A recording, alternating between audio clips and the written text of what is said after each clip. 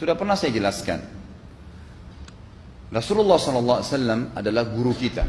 Sepakati dulu poin ini. Tidak ada guru bagi umat Islam, siapapun yang syahadat kecuali Nabi Muhammad SAW. Ini disepakati dulu. Semua dai dan ulama adalah pewaris beliau. Artinya harus mewariskan ilmu yang beliau ajarkan. Apa yang diajarkan itu yang disampaikan ke umat. Yang tidak diajarkan mereka larang agar dikerjakan. Kan begitu mestinya. Ini kaidahnya dulu. Masalah kasus ada orang imam pimpin doa setelah sholat, jangan dibahas doanya. Doa adalah ibadah. Tapi begini, sebelum anda kerjakan satu ibadah, tanya, saya mau ziarah kubur. Jangan ziarah kubur sebelum anda tanya bagaimana Rasulullah SAW ziarah kubur, agar jangan anda buat-buat ziarah kubur itu. Adanya orang taruh kembang di kuburan, siram air, buat batu nisan, pasang lampu, baca zikir-zikir di sana, karena dia mau ziarah kubur semaunya sendiri. Tidak bisa. Anda muslim, punya kiai, punya Rasulullah SAW, suri tauladan kita, uswatun hasanah. Tanya Rasulullah ziarah kubur bagaimana. Rasulullah SAW dalam hadis Bukhari menziarahi kubur Baqi. Datang, memberikan salam, mendoakan mereka, pulang. Nggak ada lagi yang lain. Nggak pernah Nabi SAW bawa kembang, siram kuburan karena sudah kering. Padahal Madinah panas 50 derajat, pecah-pecah tanahnya. Ada istilah di Indonesia kalau tanahnya pecah, kesian lagi diazab di bawah, kasih air. Kasih kembang biar wangi, biar ditaruh kembang yang paling mahal. Kalau dia ahli maksiat tetap disiksa di bawah gitu kan. Jadi nggak bisa itu patokannya. Mau sholat, jangan pernah sholat dulu. Tanya Rasulullah sholat bagaimana, belajar 5 menit bisa. Oh rukunya begini, sujudnya begini, sama. Baru Allah terima. Tujuan Nabi SAW diutus untuk apa? Untuk dicontohi, diciplak hidupnya. Cara makannya, cara tidurnya, berpakaian, bahkan cara jalannya saja. Para sahabat contohnya, Nabi jalan begini. Bukankah ada hadis yang mengatakan sahabat berkata Rasulullah SAW kalau jalan seperti orang turun dari bukit. Mereka sampai membahasakan itu. Rasulullah pernah keluar kepada kami menyisir rambutnya dengan rapi ke arah sebelah kanan belakang. Ditunjukkan, gitu kan? Rasulullah SAW menyukai ini. Rasulullah SAW memakan dengan cara begini. Diajarkan kepada kita semua agar kita contohin. Yang jadi masalah bagi kita ini, kita selalu mau buat apa-apa yang tidak diperintahkan oleh Nabi SAW. Selalu alasannya baik. Sekarang kasus berdoa setelah sholat. Doa adalah ibadah, nggak ada masalah doa. Tapi kalau kita mau ikat antara sebuah ibadah dengan ibadah yang lain, tanya dulu, Rasulullah pernah ikat nggak? Pernah pertemukan nggak? Ziarah kubur dengan baca Quran. Ziarah kubur ibadah, baca Quran ibadah. Pernah nggak Nabi baca Quran di kuburan? Itu tanya. Nggak ada riwayat Nabi SAW pernah baca Al-Fatihah untuk orang mati atau baca di ayat Al-Quran. Datangkan dalilnya coba. Tidak ada satu hadis pun menjelaskan masalah itu. Lalu kenapa anda buat? Oh karena saya mau buat ibadah. Baik ibadah yang Nabi ajarin. Salam doain. Selesai. Jangan lebih daripada itu. Masa anda lebih pintar dari Nabi Muhammad SAW? Habis sholat. Memang paket yang Nabi tawarkan. Yang beliau selalu kerjakan adalah zikir. Setelah sholat. Dengan zikir sholat yang sudah masyhur. Istighfar. Kemudian baca Allahumma antas salam. Sampai membaca ayat kursi. Al-Ikhlas, Al-Falaq, An-Nas. Baca subhanallah. Alhamdulillah Allah Akbar 33 kali sampai terakhir baca digenapkan la ilaha illallah wahdahu la syarika. Selesai itu semua hadis Nabi SAW menjelaskan setelah sholat Rasulullah SAW langsung berdiri. Memang beliau tidak pernah berdoa habis sholat waktu itu. Memang begitu. Bukan doanya yang jadi masalah, bukan. Karena Rasulullah tidak kerjakan, jadi kita tidak kerjakan. Saya tekankan dalam pengajian saya, kalau anda punya hajat berdoa, berdoalah setelah sholat ba'diyah. Insya Allah aman. Karena sudah lepas dari paket yang Nabi tentukan. Selama Rasulullah SAW sudah mencontohkan dan memerintahkan sebuah perbuatan, ditentukan tempatnya, jumlahnya, waktunya, jangan pernah dilanggar. Habis sholat bacalah subhanallah 33, alhamdulillah 33, Allah Akbar 33. Jangan anda bilang saya bisa baca 100. Loh, Rasulullah suruh 33 kok. Ditentukan, jangan lebih pintar. Nanti setelah sholat, jangan ikutkan dengan paket rangkaian sholat ini. Di luar waktu sholat anda membaca 100 silahkan. Karena nggak ada penekanan di situ. Kalau ada penekanan waktu, tempat, dan jumlah, jangan dibantah. Anda pengikut Rasulullah atau bukan gitu kan? Harus jadi jelas. Yang membuat umat ini di Indonesia juga jadi masalah sekarang karena mau buat sendiri. Semaunya sendiri. Kenapa akhi, kenapa Pak Kiai, kenapa Habib, kenapa Ustadz, kenapa buat ini? Bukankah Rasulullah tidak mencontohkan? Oh nggak apa-apa, ini kan baik. Loh, kalau semua orang berkata seperti Anda, apa yang tertinggal dari agama kita? Kira-kira apa lagi yang tertinggal? Nggak ada kemurnian agama karena semua orang mau buat semaunya. Gitu kan? Semaunya sendiri. Pindah rumah, baca berzanji. Apa itu berarti sejarah Nabi? Kenapa baca berzanji saudaraku? Rasulullah waktu pindah rumah pernah baca-baca gitu enggak? Enggak pernah. Kenapa dibuat? Anda muslim bukan? Muslim, ya saya harus ikuti. Kalau tidak akan terus ini mengakar nih. Anda buat satu bid'ah sekarang, bid'ah itu lawannya sunnah. Anak Anda akan buat 10 bid'ah, cucunya akan buat 100 bid'ah, akan banyak bid'ah merakar di masyarakat, dan agama akan ditinggalkan. Kemurnian sunnah akan hilang, gitu kan? Ini bahaya. Ingat, Nabi SAW mengatakan kepada kita dengan hadis yang sangat jelas. Hadis sahih riwayat Imam Ahmad bunyinya begini. Semoga Allah merahmati umatku yang menukil dariku seperti apa yang aku ajarkan atau sebutkan. Sampai ulama hadis mengatakan Nabi ucapin habis sholat astagfirullah, maka sahabat tidak ada berani yang menambah azim. Enggak ada sahabat yang bilang astagfirullah azim habis sholat, enggak ada. Astagfirullah saja karena Nabi ucapin itu. Mereka mengakui tidak lebih pintar daripada Nabi SAW. Kenapa kita harus tambah astagfirullahaladzim wali walidayya wali muslimin, panjang? Dari mana ini semua? Ditambah-tambah, diembel-embelin, kenapa? Akhirnya keluar dari ajaran Nabi Muhammad SAW. Ini masalah gitu kan? Kenapa harus dilakukan? Peringatan maulid Nabi sudah sering saya ingatkan. Anda tanya semua yang buat maulid, kapan maulid itu sejarahnya ada? Semua buku sejarah menjelaskan tahun 230 Hijriah. Nabi meninggal tahun berapa? 11 Hijriah. Gitu kan? 11 Hijriah.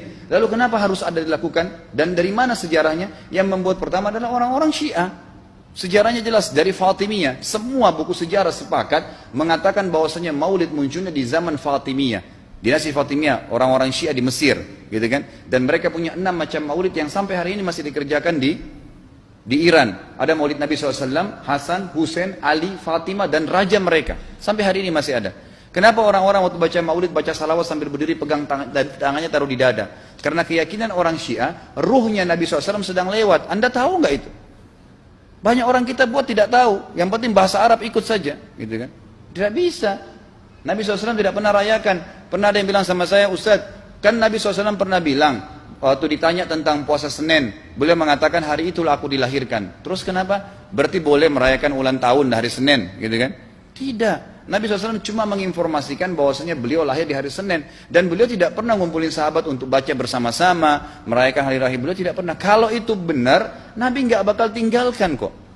Ibnu Katsir rahimahullah, garis bawahi poin ini. Ibnu Katsir rahimahullah, dalam tafsir beliau, tafsir Quran Azim. Dan subhanallah Ibnu Katsir ini, kata ulama, hampir semua kalangan golongan itu banyak memakai banyak memakai buku beliau.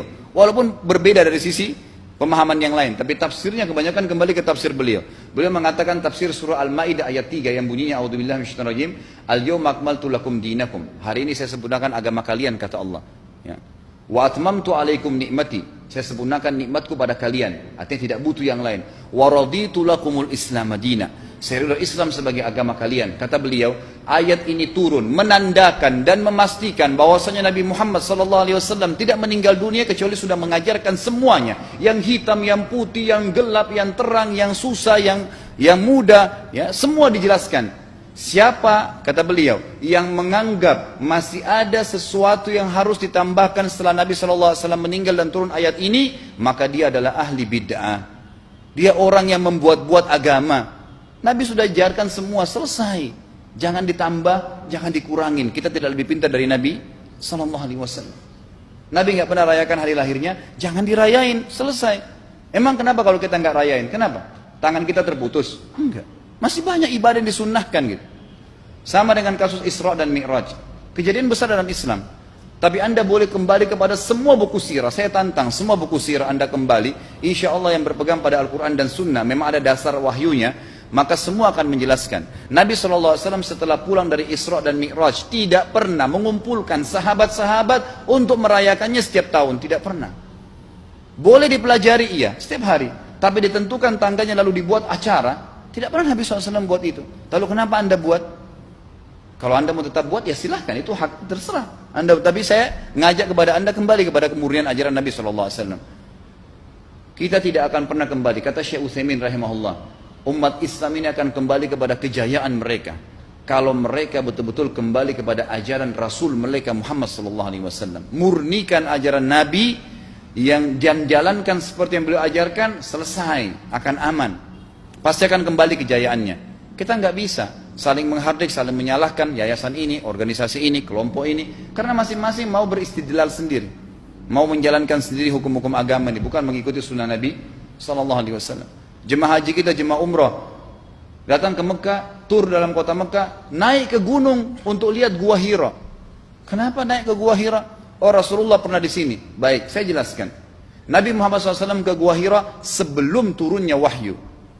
Dan beliau terakhir sekali di Gua Hira pada saat menerima Iqra bismi rabbikal ladzi khalaq. Itu saja. Setelah kejadian itu, beliau turun dari Gua Hira. Dari waktu itu sampai meninggal, Nabi SAW tidak pernah ke Gua Hira lagi dan tidak pernah suruh sahabatnya ke Gua Hira. Kenapa anda ke Gua Hira? Sampai naik 3 jam ada yang jatuh mati. Karena jahil, tidak tahu pemahaman agamanya. Nggak bisa begitu. Cukup dikenang iya. Kecuali Nabi SAW suruh, datangilah Gua Hira. Ya silahkan. Gitu kan? Kalau enggak, kan begitu.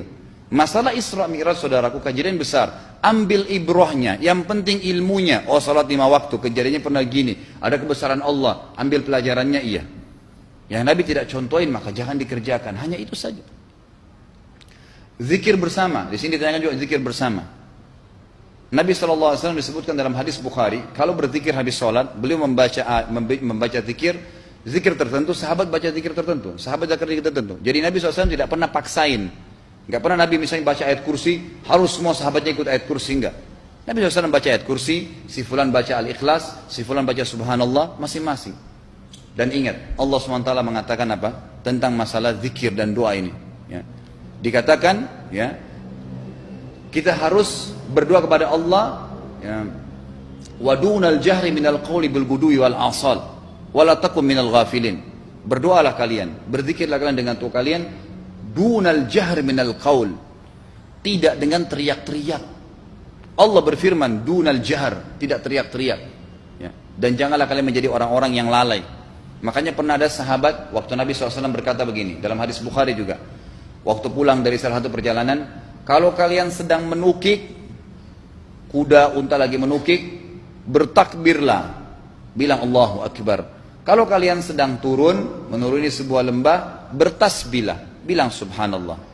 Ada satu sahabat badui, orang dari padang pasir, semangat dia jalankan sunnah Nabi. Waktu kudanya lagi naik, Allahu Akbar, dengan suara keras dia teriak. Jalankan sunnah kan? Tapi teriak ya. Apa yang terjadi? Nabi SAW panggil, ditepuk pundaknya, Nabi mengatakan, pelankan suaramu.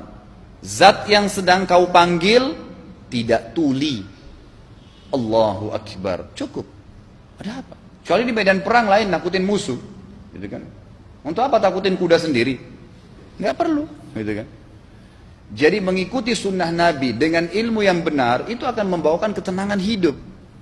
Yang buat kacau kita ini jadi kacau karena mau membumbu-bumbui macam-macam ditambah-tambah.